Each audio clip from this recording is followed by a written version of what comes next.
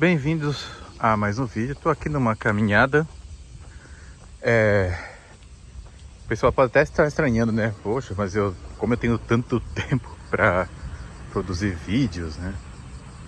Mas então, né? Eu, digamos assim, estou num mês sabático. Estou próximo a uma lagoa que fica a uns 2 quilômetros de casa. Então, com um nível razoavelmente baixo, que serve de reservatório também. Tem uma casa em demolição aqui. Mas enfim.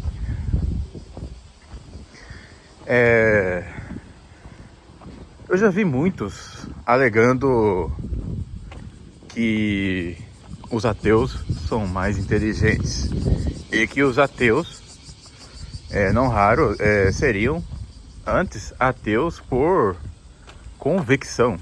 Né? Olha só, movidos por uma convicção e que, portanto, os ateus são racionais, né? E que nós, cristãos, ou mesmo qualquer religioso no geral, porque é bom lembrar que para ateu é tudo igual, tá? Tanto faz se você é budista, se é maometano, se é judeu, se é cristão. O fato é que para eles todo mundo tá na mesma sacola. Todos eles têm um pensamento movido pela fé e não por raciocínios lógicos. E caramba, tem uma teia de aranha aqui.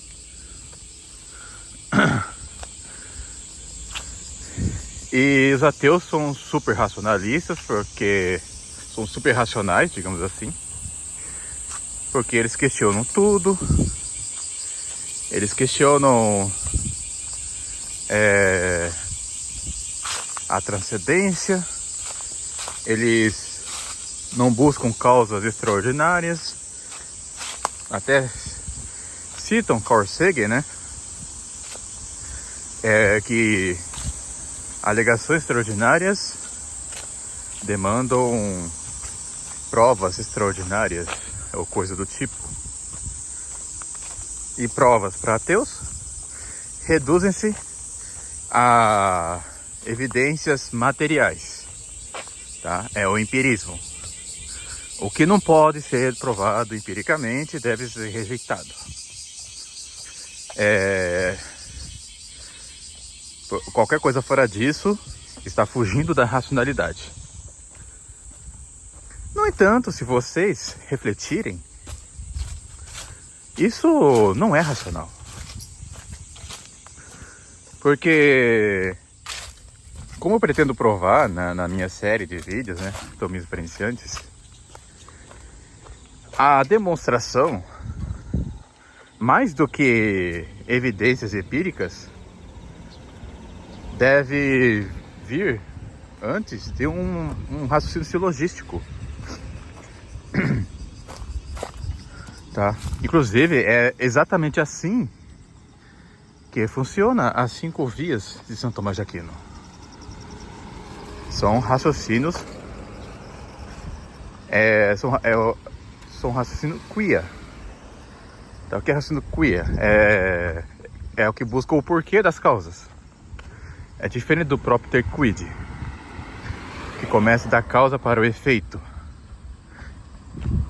Enquanto que o raciocínio quia busca antes a causa.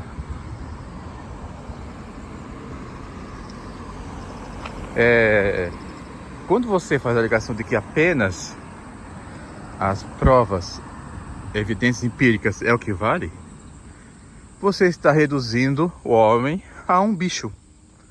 Por quê? Porque você não está deixando o homem raciocinar. Porque no final, tudo vira um ciclo de ceticismo infernal. Tá? Você acaba praticamente sendo proibido de acreditar em qualquer coisa.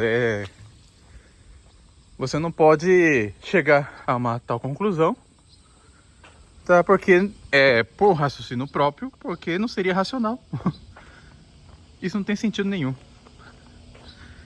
Então, quando nós ensinamos, quando nós alegamos, afirmamos que Deus pode ser demonstrado pelo uso da razão a partir de um raciocínio queer, a partir de raciocínio silogístico, você está dando, digamos assim, você está potencializando mais a razão, tá?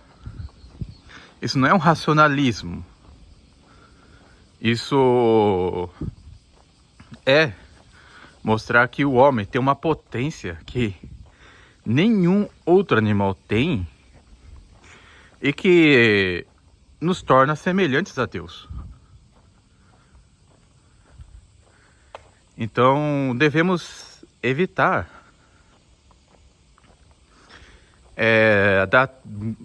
devemos evitar dar certa razão para os ateus, porque eu vejo muitos, principalmente protestantes, tá?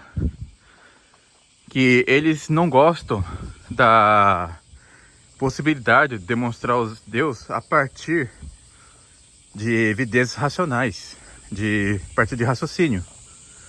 Porque segundo eles é colocar Deus... Olha só um estoque de lenha aqui, que interessante.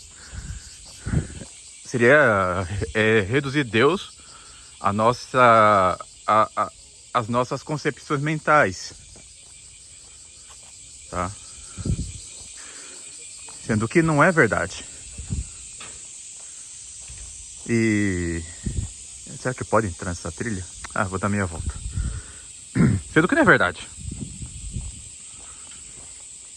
A nosso intelecto tem potência para conhecer algo de Deus, tá?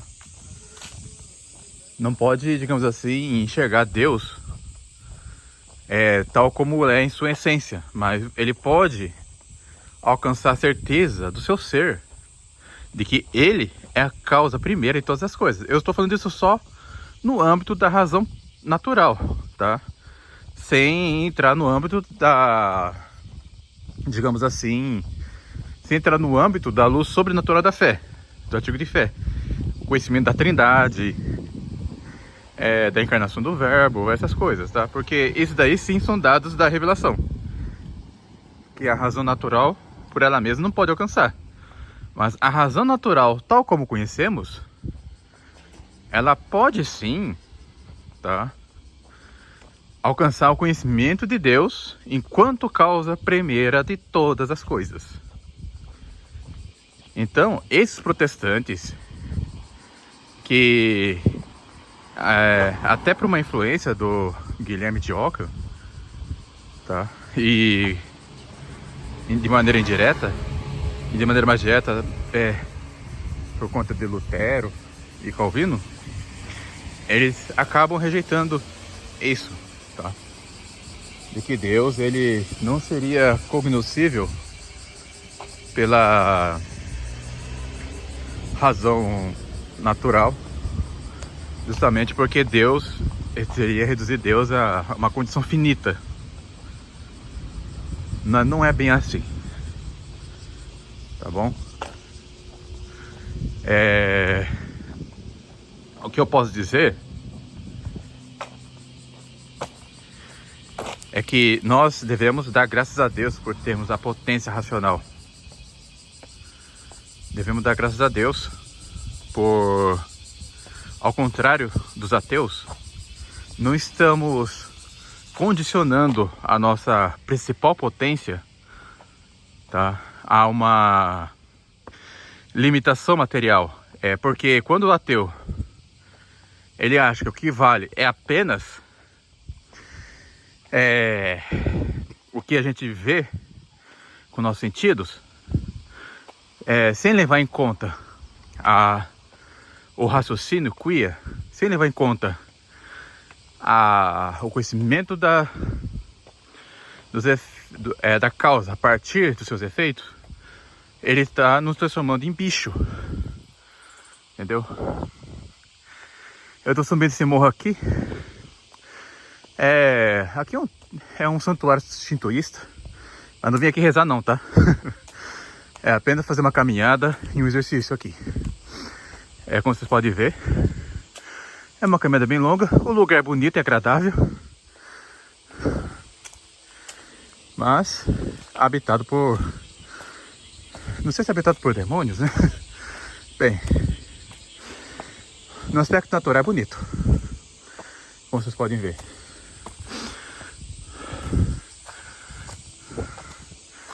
Mas onde eu quero chegar é aí, tá?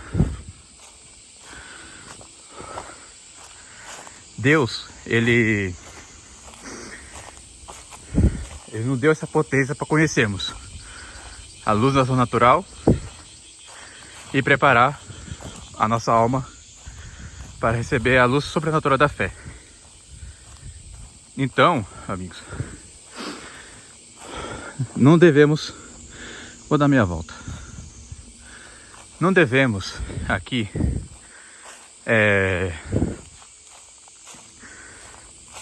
pensar, nos deixar enganar, tá? Se dermos ouvidos a protestantes que creem que a razão natural não pode conhecer a Deus, fatalmente vamos cair no ateísmo, tá? Inclusive, esse é o destino da maioria dos protestantes. Eles acabam se tornando ateus justamente porque quando os ateus eles apresentam argumentos mais sofisticados, argumentos entre aspas, eles acabam não conseguindo responder, eles acabam dizendo que é tudo uma questão de fé e fica por isso mesmo e acaba se tornando ateus. Então, deixemos isso bem claro, os ateus, em última instância, eles não são mais inteligentes que nós, os cristãos, e mais precisamente cristãos católicos, tá? Não são. Pelo contrário, eles reduzem o nosso intelecto a um nível bestial, tá? E coloca o nosso intelecto no nível das bestas, que é quase a mesma coisa que não ter intelecto. Deus, ele é cognoscível, sim, absolutamente, pela razão natural. Ele... vamos dizer... sim. Então, os ateus que ficam presos nisso, eles não estão, por assim dizer, aumentando o seu nível intelectual. Eles estão condicionados no nível de burrice muito, mas muito alto, tá? Eu diria que é uma monstruosidade, uma aberração intelectual, nas palavras do Roger Marim. Claro que eu falo dele, ele escreveu aquele livro Deus e suas obras, que foi o meu primeiro contato com as 5 vias, inclusive, tá? Eu não acho a explicação dele muito satisfatória, mas tem alguns pontos ali que julgo bastante interessantes, tá? Por exemplo, quais seriam as causas do ateísmo? E ele cita o Orlando Fedeli, ele diz que a frase seria do Joseph Demetrio, mas agora não me recordo qual autor o Roger Marim cita, de quem seria essa citação, mas que seria o seguinte: nenhum ateu acredita que Deus existe. Nenhum ateu descrê, né, não crê que Deus existe, ou crê que Deus não existe, sem antes desejasse que ele não tenha existido, que não exista.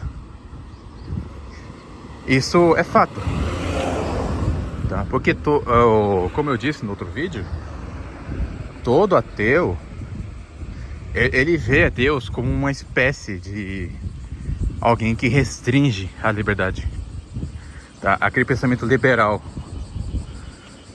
É a partir do pensamento ateísta que surge o pensamento do Estado laico, por exemplo. O Estado laico, tá? O Estado que é separado da igreja não é mais do que um Estado ateu, tá? Um Estado descrente.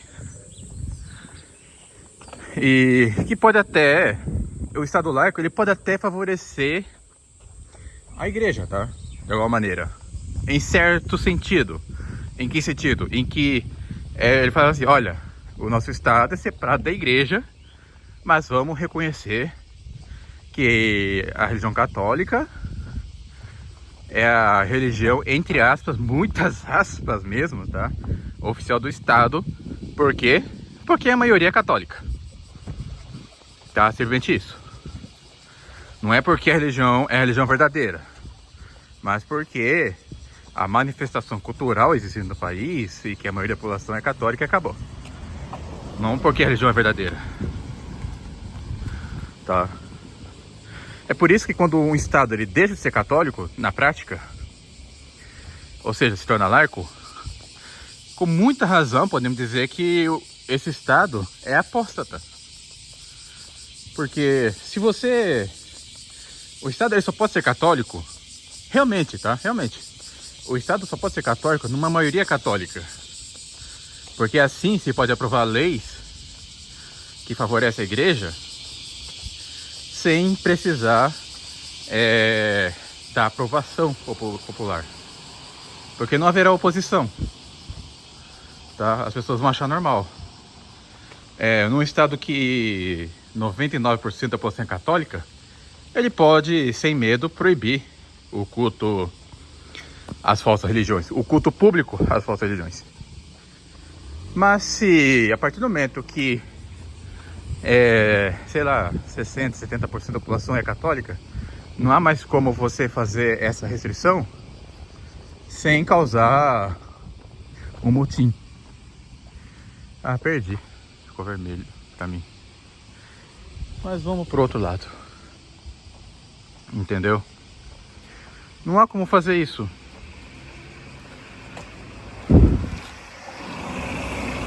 Então, para nós restaurarmos o Estado católico, é necessário uma população majoritariamente católica, tá? Eu particularmente não acredito que isso vá acontecer, porque a cada dia que passa, as leis ficam mais repressivas contra os católicos. A cada dia que passa, há mais e mais leis que vão contra a lei natural. A gente pode ver isso como aconteceu na França, tá? Quando declararam o aborto como um direito constitucional. Então não podemos esperar de nações apóstatas como esses aí, como a França, como o Canadá, como a Espanha, como a Itália, como a Alemanha. Não podemos esperar que essas nações voltem a se tornar católicas, porque não vejo possibilidade humana de haver novamente uma maioria católica. Não há nenhuma possibilidade, tá? E isso não significa uma vitória do ateísmo, um triunfo do ateísmo. Porque mesmo que 99% da população mundial se torne ateia, o que na prática é quase isso, tá? Aqui estou falando do ateísmo prático. O ateísmo jamais será verdadeiro. Tudo bem? Jamais será verdadeiro. Isso significa apenas que a maioria das pessoas, elas não possuem um intelecto capaz de sequer raciocinar as causas primeiras. Elas não estão falando de intelecto que são incapazes por eles mesmos de fazer um simples silogismo, de investigar a causa da coisa. tá? Aqui, por exemplo, qual é a causa desses dois besouros voando aí? Qual é a causa dessa vegetação? Será que ela surgiu por si própria? Será que surgiu por mero acidente? Será que realmente a teoria da evolução darwiniana tem alguma possibilidade remota de ser verdadeira? No sentido de que é possível que vegetais possam, na sua alma, ganhar novas potências? Isto é, pode haver um ganho de função? Como que animais que não têm olhos podem, de repente, ter olhos?